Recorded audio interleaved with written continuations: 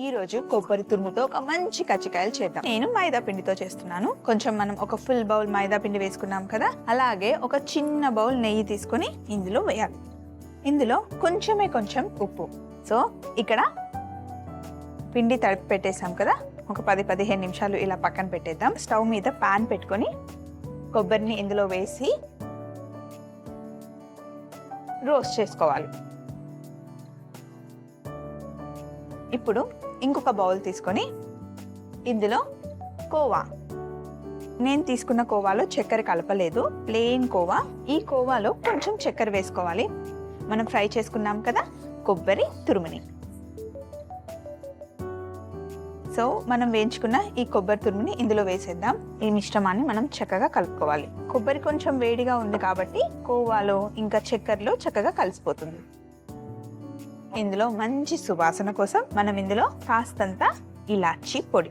ఇక్కడ మన కజ్జికాయల పిండి రెడీగా ఉంది కదా. ఇప్పుడు ఫస్ట్ ఒక చిన్న ముద్ద తీసుకొని కొంచెం పొడి పిండి కింద వేసుకుందాం.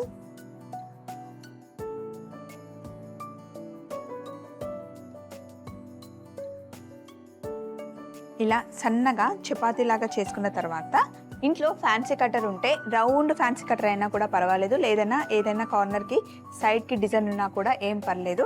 అయితే ఇప్పుడు మనం చేస్తున్న ఈ కజ్జికాయల మటుకి చిన్నగా చేసుకుంటేనే బాగుంటుంది. సో ఇప్పుడు మనం ఇలా రౌండ్గా కట్ చేసుకున్న వాటిని ఇలా అన్నీ ఒక దగ్గర పెట్టేసుకుందాం. ఇప్పుడు ఇందాక మనం తయారు చేసుకున్న మిశ్రమాన్ని వీటి మధ్యలో పెడదాం. మరి ఎక్కువగా కాదు, మనం చేసుకున్న చపాతీకి సరిపడా సైజులో పెట్టుకుంటే సరిపోతుంది.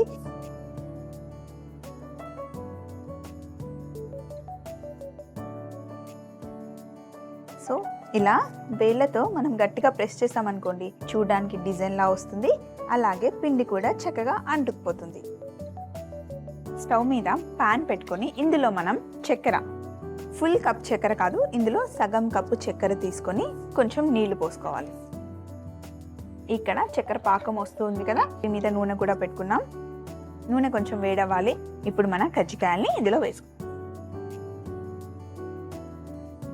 మంచి బంగారు రంగు వచ్చే వరకు ఫ్రై చేసుకుంటే మన కొబ్బరి కజ్జికాయలు రెడీ అయిపోయినట్టే.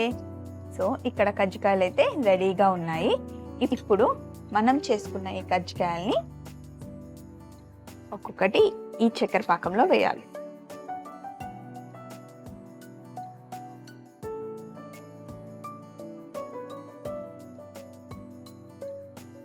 అంతే, మన కొబ్బరి కజ్జికాయలు రెడీ అయిపోయాయి.